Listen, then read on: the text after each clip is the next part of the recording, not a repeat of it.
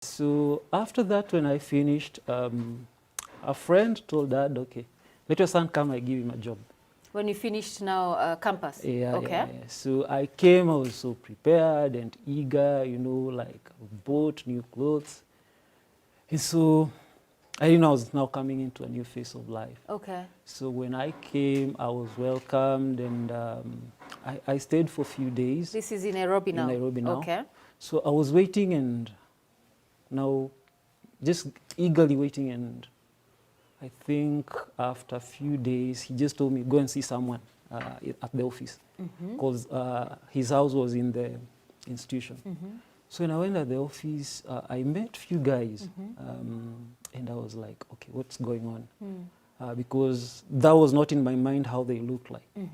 So I waited, and eventually we were told, okay, come out here. We got in a truck, in a pickup. So I was like, okay, where we headed to? I know we're heading to a construction site. So we did the work. I was so scared at the point. Kwa mjengo? Kwa mjengo, because it was my first time. Yeah. And eventually, jioni, when we were paid, I was just happy, like at least I've got money.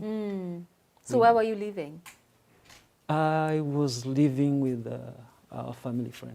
The one who had called you to come to Nairobi for a job. Okay. Yeah. So we did the work, we completed. So we came back.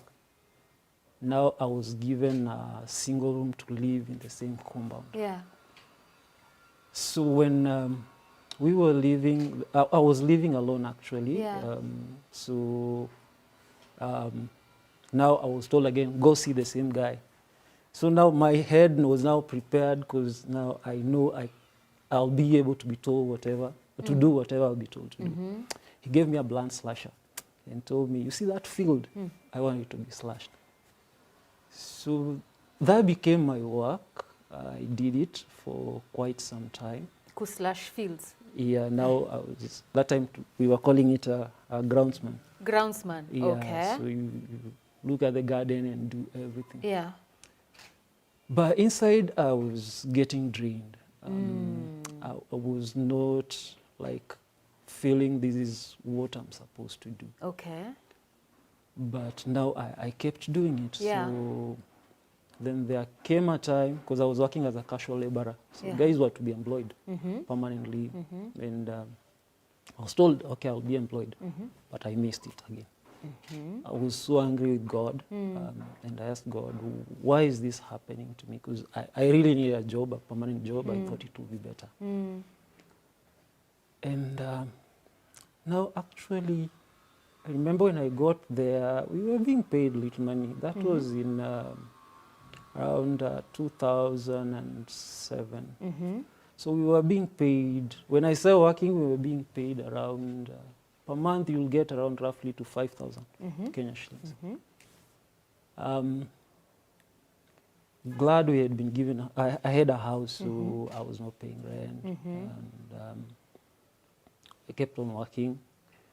And there was this day now, the kitchen, because it was a college then, cooperative university. So the kitchen was short of staff. There were some guests who came from outside.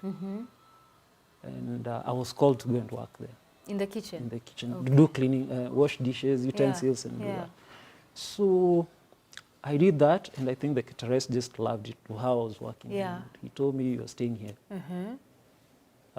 So I worked, I could clean. Then eventually someone started teaching me how to do food production. Like now you prepare food for the cook. So now I'm here working in the kitchen, and again, one day, one cook was like, he called me and told me, come, I want to teach you how to cook. And so he taught me and showed me. He told me, now you have known food production, this is how you cook. These are around 400 students talking about. Wow. And he taught me, and he told me, tomorrow I'm not on duty and you cook. And that's how I became again a cook. Now with other guys helping me I got my own shift now. But it got to a point where I told myself, I need to find myself. And this incident now happens in between because I had been given a house.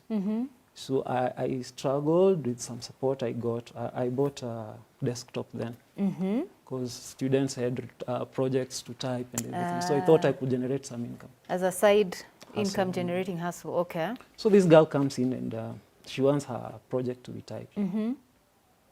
But unfortunately, one of the bosses was like admiring her. Okay. And he was told, I've seen so and so going to Karol's house. You know, I was evicted out of that house that same day.